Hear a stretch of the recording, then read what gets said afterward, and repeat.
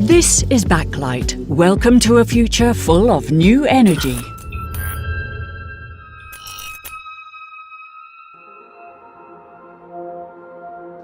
In January, the yearly World Future Energy Summit took place.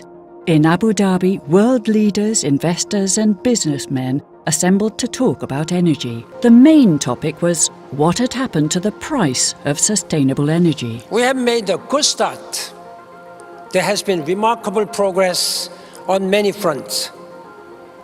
The fall in prices for renewable energy, especially solar energy, and the emergence of new business models are bringing sustainable energy within reach. As a result of progressive advances in technology, policy, and finance, those solutions are reliable, efficient, and commercially competitive. We are seeing sustainable and clean technologies ramping up across all geographies, all industries, and in the most unusual places. Last year, while all eyes were on the Paris climate negotiations, just outside Dubai in the United Arab Emirates, history was being made. This solar energy plant has changed the world. Last year, a contract was signed to expand this solar plant. The new part of the plant will produce electricity more cheaply than gas plants. Sustainable energy experts all over the world were taken by surprise by the deal. Michael Liebreich is one of them, who since 2004 has been running Bloomberg New Energy Finance, a leading research agency for investors in sustainable energy. The Dewa solar project was really a wake-up call, particularly in the Middle East region, but really around the world, because it was an unsubsidized project, unsubsidized price, and it came in at 5.84 US cents per kilowatt hour. It opened the floodgates to a lot of countries saying, well, we would quite like a piece of that. You go to the big oil companies that produce reports on the future of energy, the Shells, the BPs, the Exxons, and so on. And they were at the time saying, oh, solar costs about 15 cents. And here was a project in Dubai that came in at less than 6 cents. So it was a wake-up call. Imagine this is in the Gulf. You're generating solar power more cheaply than you could generate from gas. It changes everything.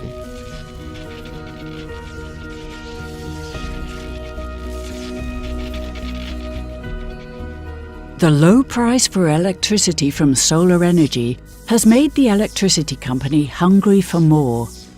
After a 200 megawatt expansion, there is to be a new expansion next year of 800 megawatt. And along with this deal, the Emirates have tripled their target for sustainable energy by 2020. My understanding is that what they've told those organizations, those companies bidding, is that they would expect it to be sub 5 cents, under 5 US cents per kilowatt hour. It changes everything if solar is the cheapest single form of new power in a country or in a region. Dubai is not the only place where solar energy is cheaper than fossil fuel electricity. All over the world, there are projects getting set to produce sustainable energy more cheaply than coal or gas plants. Australia, Chile, the state of California, Italy and Jordan have all reached the tipping point for the production of sustainable energy. And it doesn't stop there. In India, plans for a coal plant in Punjab were cancelled at the last minute because it was cheaper to cover the terrain with solar panels. It is expected that over the next few years, Mexico, Germany, Morocco, China, and a number of American states can be added to the list of countries where sustainable energy will be cheaper. Deutsche Bank expects that in a few years, solar energy will be cheaper in 80% of the world. Mike Eckhart of Citibank, who's been active in the field of sustainable energy for 40 years, is not surprised. All of this is very predictable if you know manufacturing economics.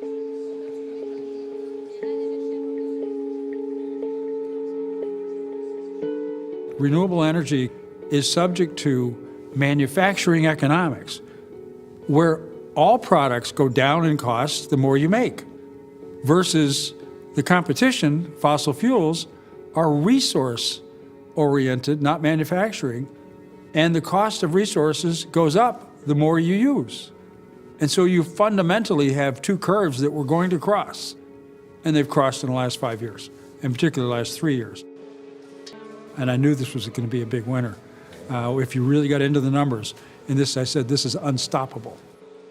And then wind turbine costs have really come down as they build bigger towers, longer blades, more efficient gearboxes. The whole thing has just improved. And so the cost of solar electricity, the electricity from solar energy, has dropped 80% in the last 5 years.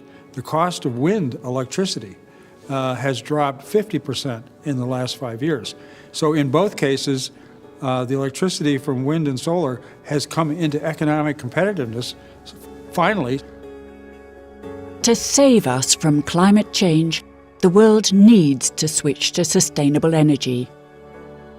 It is doable, but only if the energy becomes really cheap. There is one country where they have understood the urgency: China. Determined to take some major steps, China came up with a cunning plan to produce lots of solar panels and wind turbines. 实际上是我们太阳能起步呢，是从98年开始起步的，然后2003年的时候，我们做的第一个项目，年产只有3兆瓦，现在呢，我们是年产达到4个吉瓦左右，相当于过去4年的产量，这就是从规模上的一个变化。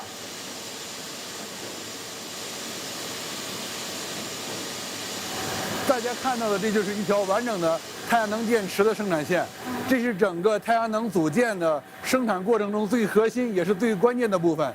通过这个环节呢，就是我们把太阳能硅片转换成太阳能电池片。这样的线我们有30多条，所以说其实很小的一部分。Well, it's their plan. The Chinese Communist Party has a 100-year plan. They set a plan where they would drive their economic growth with low-cost, coal-fired power to get wealthy. And then they would use their wealth to clean it up with clean energy. And so, whereas the Chinese seemed like they were terrible people, they were actually implementing a plan knowingly that unfortunately they would be damaging the environment, but they bet that they would make such wealth they could then clean it up. They have goals like last year they had a goal for 2020 of 100 gigawatts of solar PV and 200 gigawatts of wind by 2020. And this is a plan they gave in 2014. Well, they updated that plan this year. They normally don't do that. It's every 5 years. But they did a one-year update, increasing both of them by 50 gigawatts. I mean, the U.S. has 8 gigawatts installed, right? And they're installing at 18 gigawatts a year. And, oh my God, this is fantastic what they're doing. And 250 gigawatts of wind by 2020. No, they're getting more aggressive with the plan because they see they can do it. During the next few years, China will speed up the transition to sustainable energy even further. But what's going on here? Why does China believe it can introduce wind and solar energy so much sooner than we in the West? 实际上的话呢，在这个因为这个一个新技术，它从开始的研发到大规模的推广使用，它中间也很有一个过程。这个过程里边的成本是呈现一个开始比较高，慢慢下降这么趋势。但是实际上就随着你这个应用规模越大，它的成本就越低。你比如说这个中国这个，你看这里边有个曲线。这中国的乐龄客户啊，这个中国的乐龄客户，这个是什么意思呢？这上面就介绍的就是风电的发电的成本，风电的发电成本就是每1000瓦多少欧分啊？这是个英文的这欧分，是欧洲的欧分。这个的话呢，就是那个中国的装机容量啊，这中国的装机容量，这个是比如说这是到这个这到这2亿，这是2亿千瓦，对吧？这2亿千瓦。前边的话呢，比如到这儿的话呢，这是1亿千瓦啊。再往前面点的时候，实际上你看明显的下降了。实际上就是说呢，什么意思呢？在中国的装机在这个在5000万千瓦的时候啊，它就下降了很快了啊，就可以发现很快了。将来，但是呢，在未来的话呢，这会儿下降的非常快。但是你到这个，比如说达到中国的那个装机容量达到2亿的时候，它下降的就开始就比较这趋势比较缓慢了。它这个过程，特别是从那个开始没有到1亿之间。这个下降是非常快的啊！这个的话呢，实际上不光是我发现了，这整个这个中国这个好多的研究人员啊，还有这个企业，特别是企业界啊、政府啊，都发现了。他发现这个有意思。这一步能够实现的如此之快，能够到来的如此之快，能够使这些产品呢，很快的、真正的应用到了我们普通老百姓的生活之中。就在目前你居住的北京。就有很多的个人用户已经安装上了这种太阳能光伏发电系统。这政府都希望这个 learning curve 看 happen as early as possible， 他希望它早点出现，哎，而且这 learning curve 的话是很早的下来，这样的话呢会可以有大规模的那个利用。它实际上这些措施都是希望的话呢，能够在很短的时间内，就是这个成本会降下来。他希望是这样，他这是他这个目标。其实它就是一个数字。哎，对，是这么简单的。你必须得，我们当代人，特别是在开始的时候，特别是在初始阶段，你必须有一些成本，你收着配。但是最后来这个以后的这个 return 它是非常高的但是开始愿不愿意投资呢？这里边有个问题。中国这个体制觉着，中国这个特殊体制觉着这个事应该这么做啊，他就投了。哎，他就投了，他就没有那么多的那个 debate， 没有那么多的 debate 的。你像我知道你像在你们荷兰了，你要提高这电力附加费啊，交税啊，那你得上那议会里边写的 Congress debate 去，对不对呀？那很难，在中国不需要。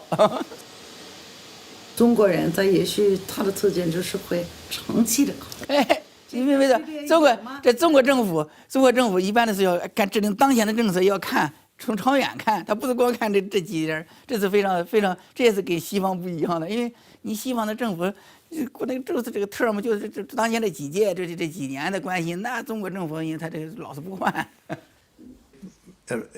I think the world should thank China for scaling up aggressively. If it was subsidizing that scale up, then that's the use of Chinese funds, and we should thank them for it. We should also thank the Germans because they spent an enormous amount. Tens, if not hundreds of billions of euros. And that was the seed funding that justified those decisions over in China. 中国的太阳能电池产品更具有竞争力，我觉得要感谢我们超过100万的太阳能光伏产业工人。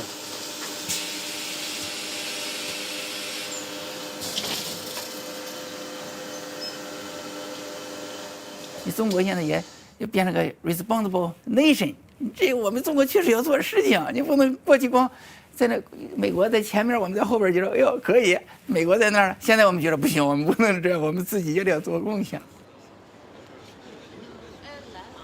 Because of the scale up in production and the rapidly falling prices of wind and solar energy, the world of the big investors is beginning to turn its attention to what used to be called alternative energy.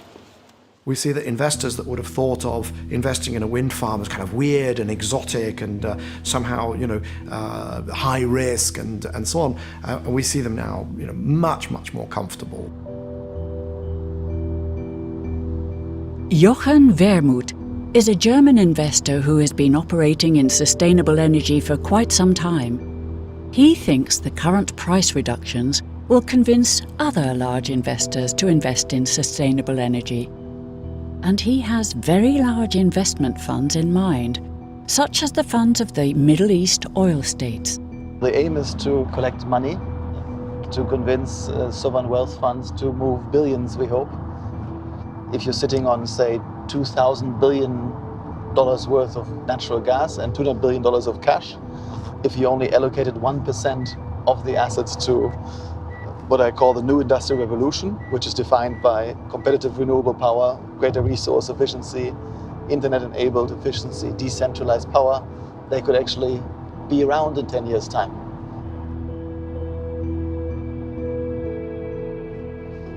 all you see here is a joke.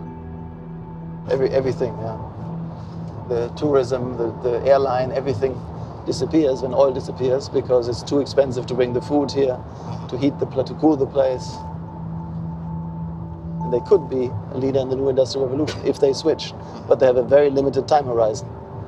Because in 5 years' time, all of their reserves have gone, and they haven't built the new reserves, new base of revenue, then they're gone. For example, Saudi Arabia, with $600 billion reserves, $60 billion deficit, in 10 years' time they're broke. So if they don't switch, they may lose their future. So one sheikh taking one positive decision, that would be a great signal. There are people like Fahad Al-Altiyah from Qatar, who studied the sustainability and came to the conclusion that only if they move to 100% renewable power, to create as much desalinated water as they need to feed themselves, then they will be sustainable. If not, these are castles in the sand and everything here will disappear.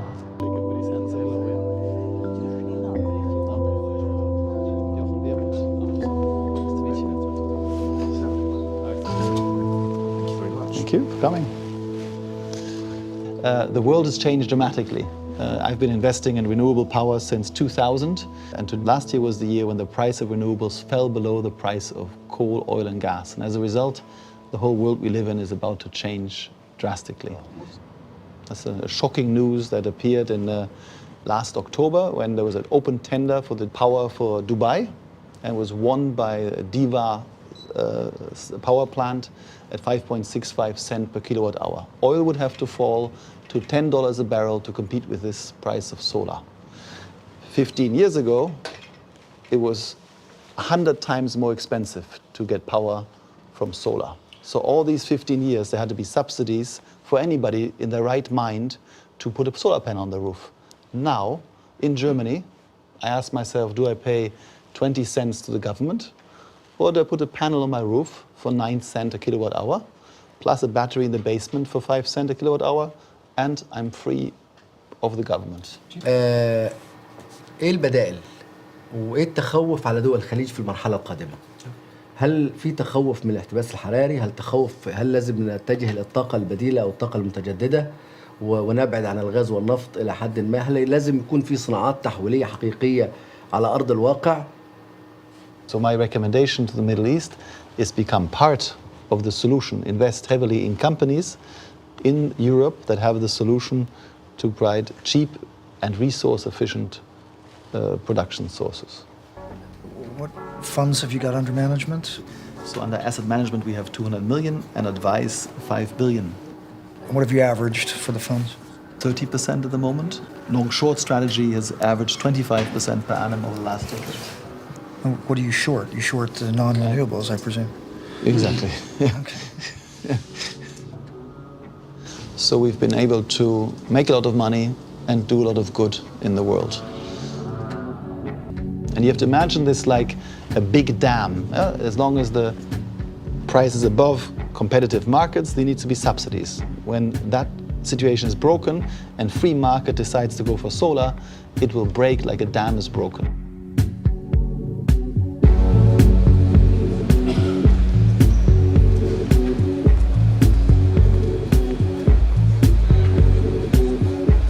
That transition from the incumbents in energy also enables social shifts, which are really long overdue.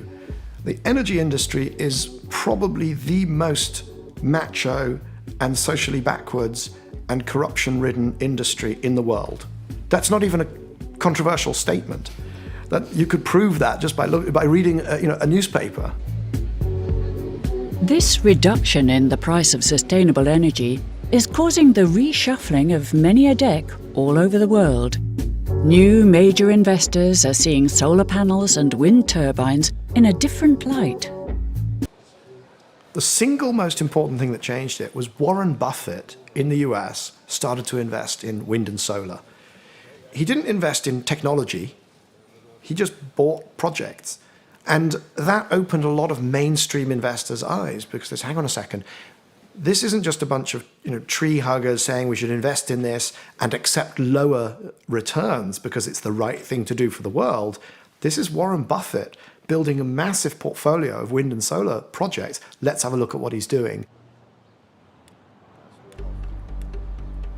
Now that the tipping point for sustainable energy has been reached, the big bucks of investors, such as pension funds, are flowing towards sustainable energy. And all this money must be steered in the right direction. The major new innovations in sustainable energy are no longer to be found only on the exhibition floor, but upstairs behind closed doors where financial masterminds and clever investors are working to reduce its price yet more. We now face the real pool of capital in the world. And arguably there's different numbers, but there's something like 130 trillion to 150 trillion dollars equivalent of capital in the hands of these institutional investors. That's the pool of capital in the world. That's all the wealth of the world is out there in these institutional investors, and we are gaining access to that. So we're literally having a higher supply of capital. It's not just chasing capital, they're also allocating to us. More capital is available. In fact, they now complain that there aren't enough green investments for them because they've allocated so much capital. So that's a good problem to have. The interest of the capital markets, the stock market investors, the bond market investors, the pension funds, the insurance company investors, the managed funds, the private equity funds, and so forth, where the large capital is, and it's extremely sophisticated, and they are not going to move their criteria because solar energy is nice. Solar energy has to meet their criteria. I personally participated in creating the green bond market in the last 2 years only. It's brand new, but very famous already, very successful. Where Solar City was the first solar securitization done in 2013. So huge innovations in that. It all came together. There were teams of people like myself actively working to crack the code, solve these problems, match with the capital market requirement, package these things. It's like new architecture or new buildings or whatever. This is new finance, and it's for the good. The combination of China's scaling up and financial innovations on Wall Street is resulting in rapidly falling prices for sustainable energy. The price of wind and solar energy hasn't bottomed out yet. It is expected that over the next few years, prices will drop substantially. But even if wind and solar energy becomes dirt cheap, we're still not where we want to be. Never forget, we have to talk about the system, because as you get more and more renewable energy, intermittent energy in the system, so you've got to invest elsewhere in the system, in the grid, perhaps in power storage, in order to continue to operate. It's about ecosystem changes, where you can do some of this, and then that enables that, and then you can do some of the other, and then this changes, and so on. To use Facebook terminology, it's complicated. Now that sustainable energy will become permanently cheaper than energy from fossil fuels, more attention is being paid to avoiding fluctuations in the electricity supply. In Utrecht, the Netherlands, Robin Berg thinks he has found a solution. He wants to use the battery packs of locally based electric cars to store the cheap solar electricity produced by all the local solar panels, and to use it in local homes when the sun isn't shining. Dit zijn panelen zijn inmiddels 15 jaar oud. En waarom heb je die vervangen? Nou, ik wou meer productie, dus ik heb nu nieuwe panelen op mijn dak gezet afgelopen jaar. En we hebben nu op hetzelfde dak 6 keer zoveel opbrengst. We produceren nu eigenlijk veel te veel stroom voor ons eigen huishoudenverbruik. Dus vandaar dat we met die elektrische auto's ook aan de slag zijn gegaan. Ons plan is om zoveel mogelijk met eigen zonne-energie en elektrische auto's de eigen stroomvoorziening te doen. Dus overdag schijnt de zon, we slaan het op in de batterijen van die auto's. En de eindgebruikers van die auto's geven aan hoeveel ze moeten rijden. Dus dat deel komen we niet aan. En de rest van de batterijen gebruiken we om de energie in de wijk terug te leveren. En je ziet eigenlijk dat die auto's steeds grotere batterijen krijgen. De actieradius gaat nu van 100 naar 200, binnenkort naar 300 kilometer. Je hebt ook al auto's 400, 500 kilometer actieradius. Die batterijen zijn zo groot, daar kun je een huis in Nederland 2 weken mee van stroom voorzien. En die zijn zo groot dat je hem niet meer helemaal gebruikt voor je ritten.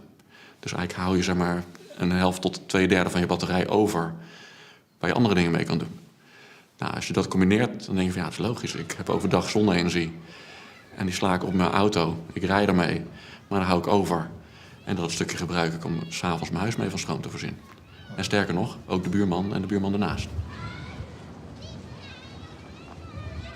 De netbeheerder is nu een laadpaal aan het aansluiten, waarvan we nu 20 nieuwe in de wijk hebben gezet. En dit zijn de laadpunten die dus 2 kanten uit kunnen, laden en ontladen.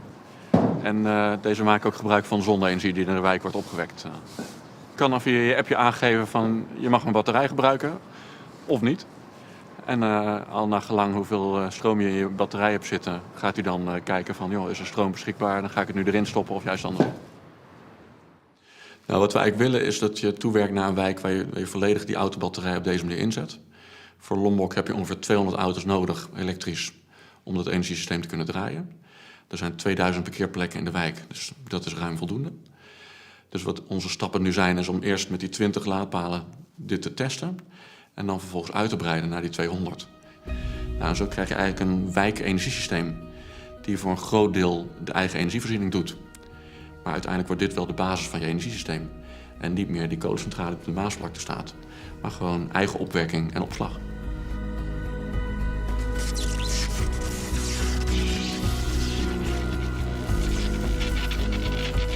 This new energy system in Utrecht is a first in Europe.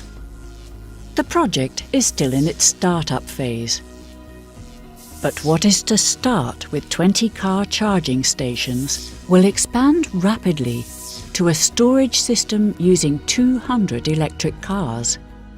And as the system grows, it will only work better.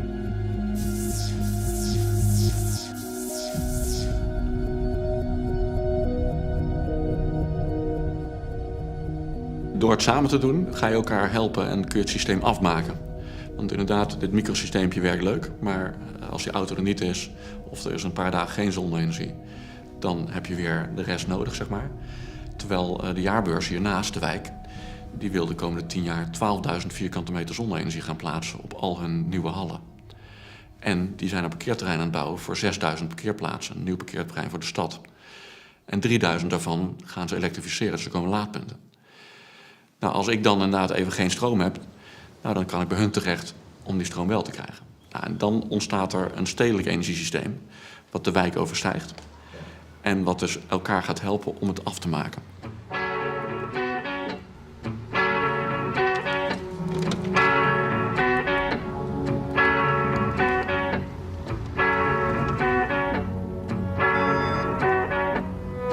Now that the prices of solar panels and wind turbines are less of a problem, more emphasis is being placed on finding solutions to deal with the fluctuations in electricity production. But here on El Hierro, the smallest of the Canary Islands, they have solved the problem already.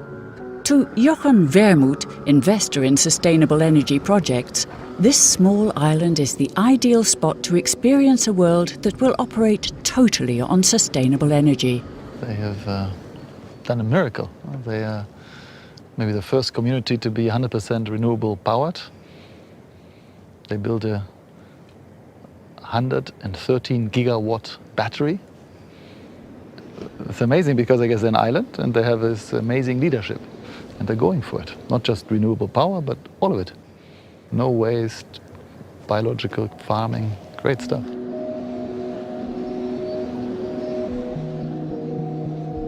How are you? Fine? Okay. So, we have a wonderful view here. The island has come up with a clever way of storing excess energy. They use a lake at the top of a mountain and a water reservoir at the bottom. When there isn't enough wind, they drain the lake into the reservoir, thus generating electricity. This is very important for the island, not only for the electricity, but even for the supply of water. If this reservoir is full, we are able to have energy for 4 days without wind.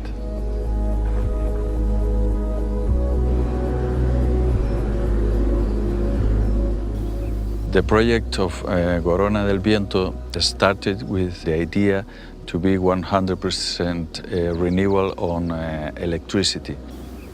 The island is very far, we are very, very small. Fuels are expensive and also are pollutant. So fuels help us to develop, but I think that at this moment, if we have a better solution, we don't have to stay on the past.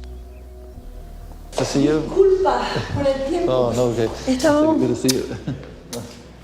Que hacían que el proyecto del Hierro fuera siempre lo dibujaran como una utopía, porque desde una isla pequeña que partía de capital cero era imposible conseguir inversores que pudieran además otorgar al proyecto el carácter de público, que para nosotros era fundamental, como una fuente de no solamente de girar y cambiar nuestro modelo, sino también de otorgar la posibilidad de que fuera una fuente de ingresos segura para la ciudadanía en el Hierro. I think it's all beneficial. I don't think there's a single negative to the transition to clean energy. First of all, a wind farm or a solar project is going to last at least for the life of the financing and maybe 2 or 3 times that. These might last 40 years, 60, even 100 years for solar projects. And that stabilizes economics. Basically, you know your cost of electricity for the life of that plant. You're not going to have natural gas prices spiking and then dropping, coal prices going up and down.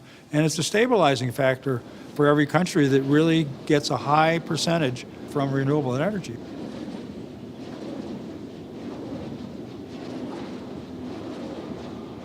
The more energy we produce from renewable energy is money that stays on the island. Because if we don't have to pay for gas or fuels that came from outside, the money stays on the island. Every step we made, we have looked for others' experience. Yeah. What someone has made on wind, what any other place has made on waste or on organic agriculture. And so we took inspiration from them and adapt to the conditions of the island. And now you can export your inspiration to the world. So you can make the whole world renewable like this. Super.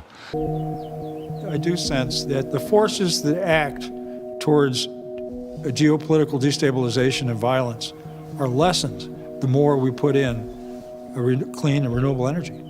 It doesn't take it away, but it diminishes it, reduces it. So more stable economy and maybe more peace, I do sense that that's a possibility. If you say you can produce clean energy, you can save money, you can create employments for you or for your family. All of that are advantages that they can touch, they can see. That's the strategy we must use. There's a tipping point, and you see this also particularly with solar rooftops. So once you get a lot of homeowners who have them, it's very much more difficult for a politician to say, oh, this is all alternative and silly and it's not mainstream and it's never going to work and so on, because more and more people have the technology and it does work and it does reduce their bills and they expect their politicians to be on board. We feel happy when we see that the sea is a little bit rough. Before we was asking for calms for go fishing, but now every weather has its advantages. It's totally humbling and ridiculous that we are in a place where people are, they didn't have electricity in '82. They're driving cars for 10,000 euros. Wherever you go, they give you bananas for free or food for free or unpretentious. And they're way ahead of us, way ahead of us. And they are committed because they know for the future of their children, the island, we need to do something. If these guys can do it, we can do it.